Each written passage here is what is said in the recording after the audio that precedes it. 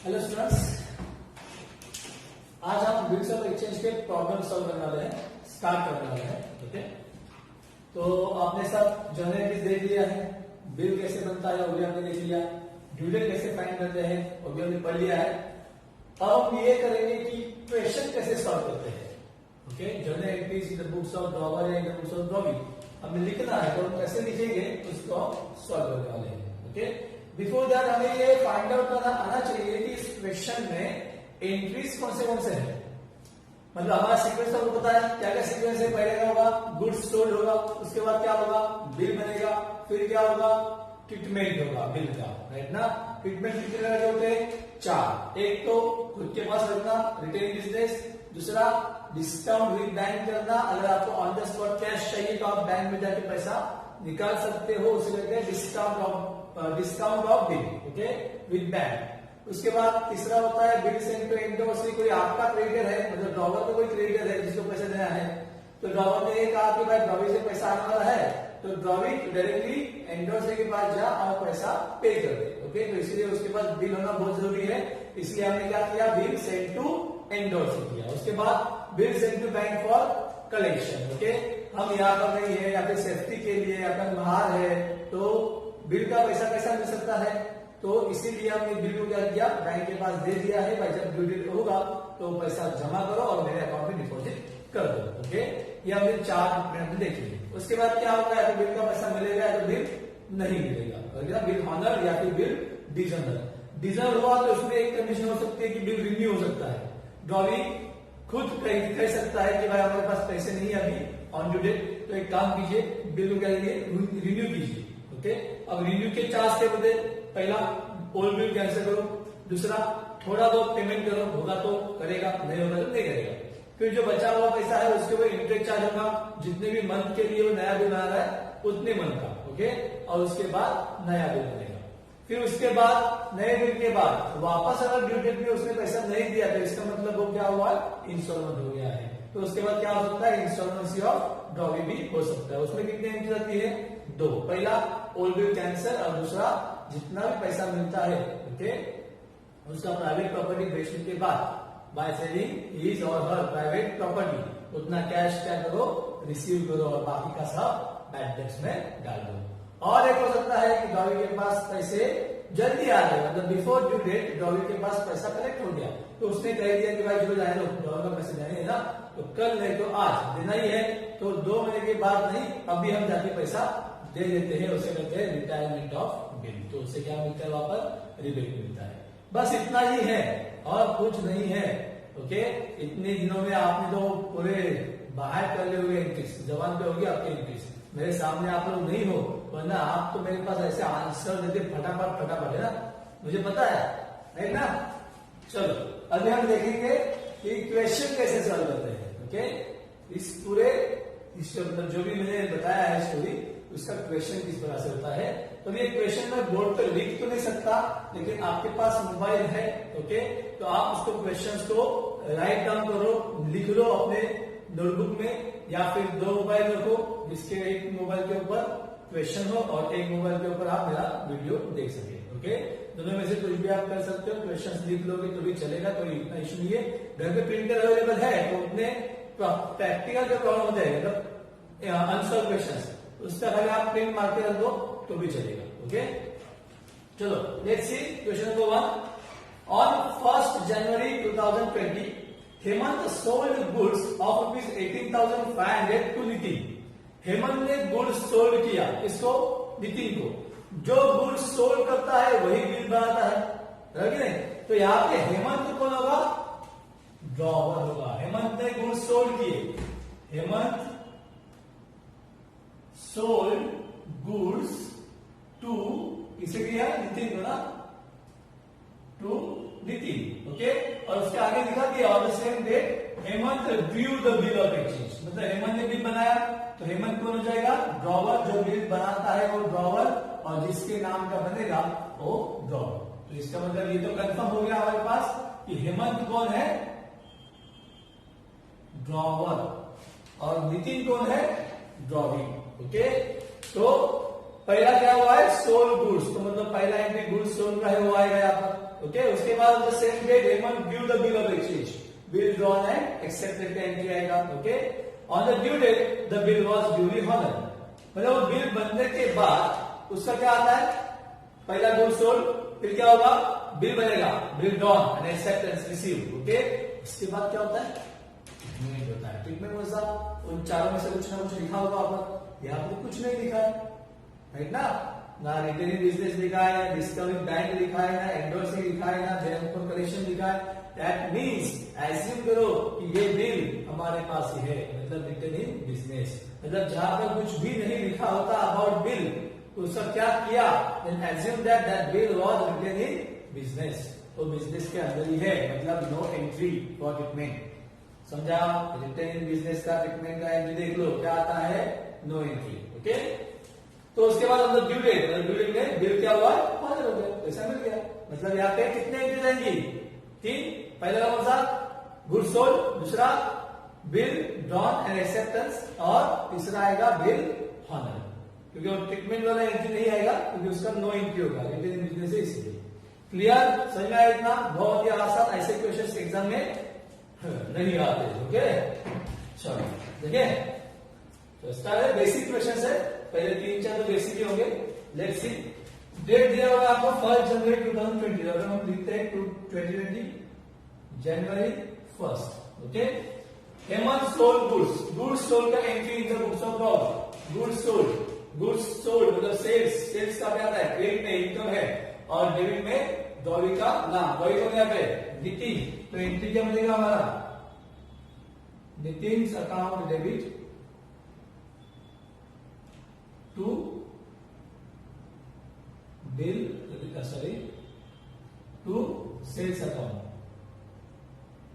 Nitin account debit to sales account, कितने का bill दिया, अपना सेल हुआ है 18,500, डेबिट का डेबिट में, क्रेडिट का क्रेडिट में, डेबिट का अमाउंट डेबिट में लिखते हैं, क्रेडिट का अमाउंट क्रेडिट में लिखते हैं। ओके, नरेशन आएगा, big goods sold on credit, उधार पे गुड्स बेचा है।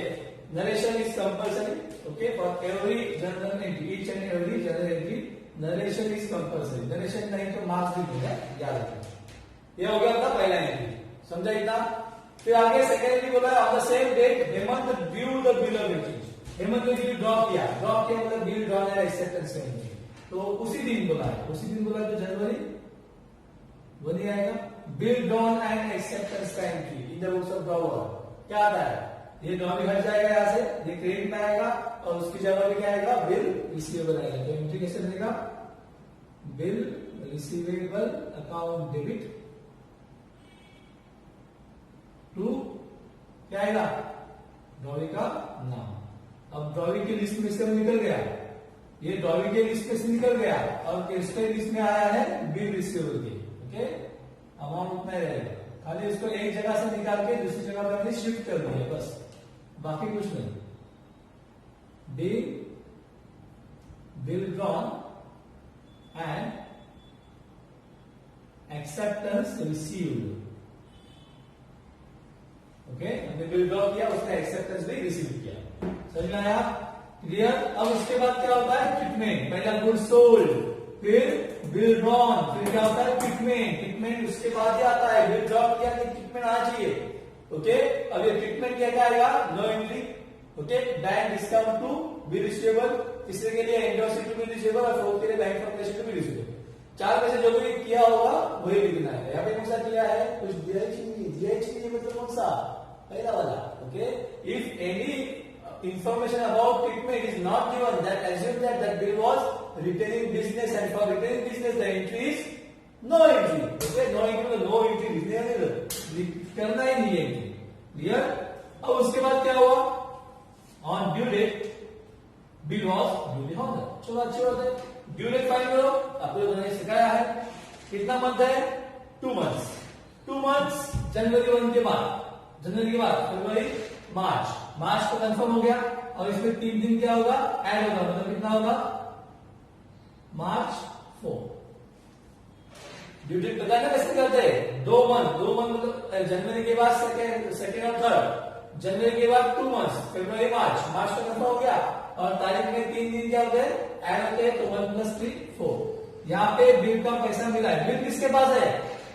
अपने पास है, तो ड्रॉवी कहां पे आएगा? हमारे पास आएगा, रिटर्न इन बिजनेस में आएगा, मतलब हमारे पास आएगा।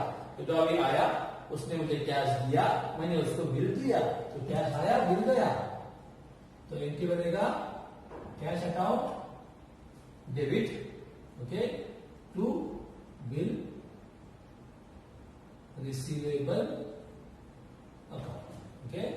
अमाउंट ऑफ बिल वही रहेगा, कोई चेंजेस नहीं है। Bill honoured on due date, हो गया, खत्म, बस। इसको टोटलिंग कर दो, डेबिट का और क्रेडिट। समझा? इन द बुक्स ऑफ ड्रॉवर, कोई डाउट?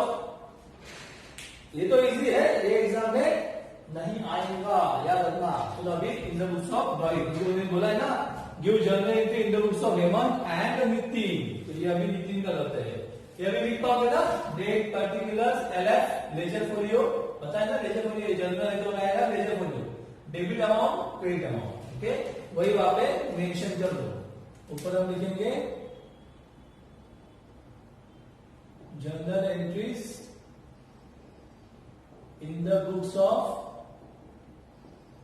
कौन है अभी? नितिन। नितिन कौन है? ड्रॉवी है, ओके, नितिन कौन है? ड्रॉवी है।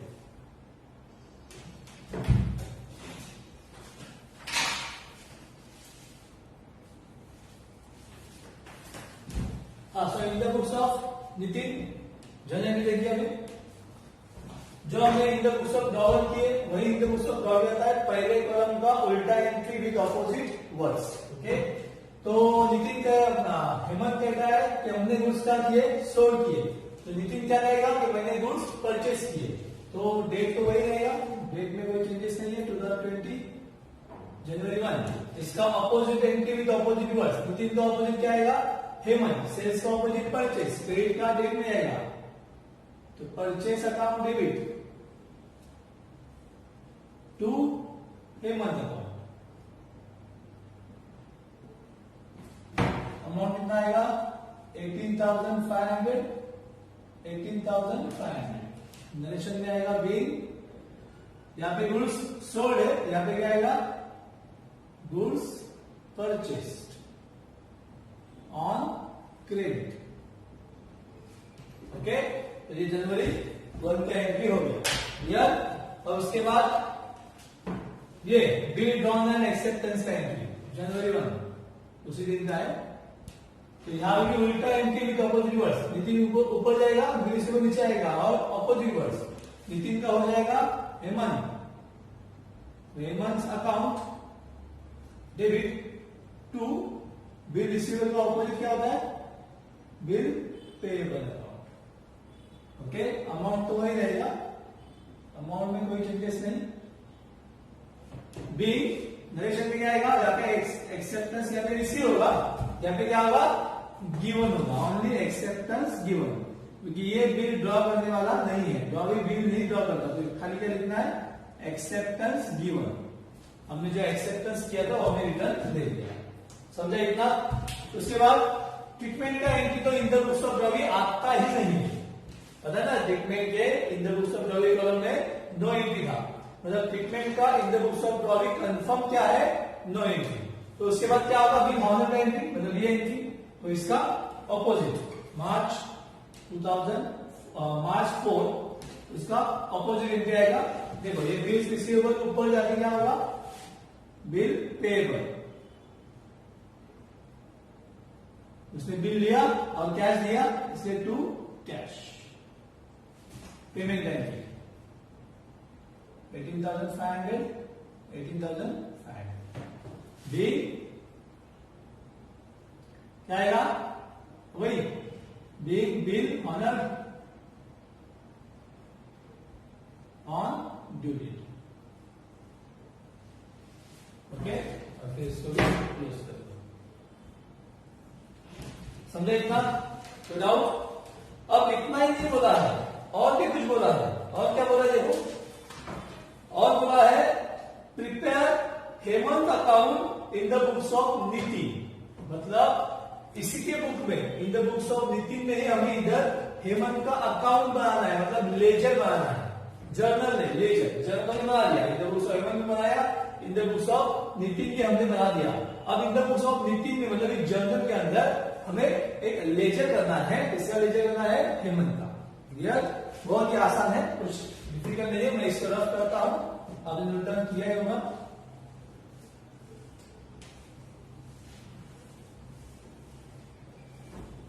अभी हम ड्रॉ करते हैं इन the books of Nitin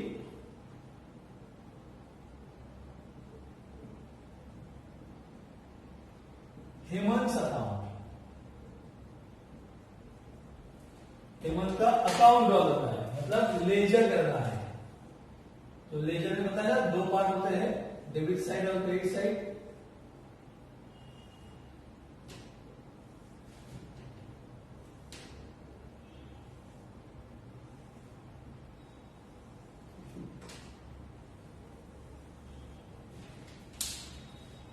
okay, यहां पे रहेगा डेट, ये डेबिट साइड है और ये क्रेडिट साइड। डेट पर्टिकुलर्स बोलो, पता है आपको? 11 में पढ़ा आपने। यहाँ पे क्या आता है? यस, जेएफ होता है। जर्नल में एलएफ होता है और लेजर में जेएफ होता है। यहाँ पे अमाउंट इन रुपीज, ये डेबिट का हो गया। अब क्रेडिट के लिए भी सेम, डेट पर्टिकुलर्स, यहां पर भी क्या होगा? जेएफ और अमाउंट इन रुपीज। समझा इतना? कोई डाउट? अब हेमंत आपको कहा दिखा दे रहा है, यहां पर बस दो ही में है। ओके, उसी का आकार बनाना है, बहुत ही सिंपल। देखो यहां पे एक बात याद रखनी है। अब ये जो है, ये मैं जो लिख रहा हूं, ये इस सम के लिए नहीं है। ओके, चलो एक बात आप बोले, उसको मैं बाद में लिखता हूं, जब आएगा तो बता दूंगा, कंफ्यूजन नहीं चाहिए। तो यहाँ पे चलो पहले एंट्री क्या होता है? गुड्स सोल्ड का। तो यहाँ आया था परचेस टू हेमंत, तो हमने हेमंत को ओपन किया हुआ, तो ये परचेस कहां पे जाएगा? कहां पर है अभी फिलहाल? डेबिट में है। जर्नल में डेबिट, मतलब लेजर में कहां पे जाएगा? क्रेडिट में। जर्नल से लेजर में जाते हो तो अपोजिट डायरेक्शन में जाते हो, बराबर ना? जर्नल से लेजर में जाते हो तो अपोजिट डायरेक्शन में जाते हो। जर्नल में अगर आप डेबिट में हो तो लेजर में क्रेडिट में जाते हो।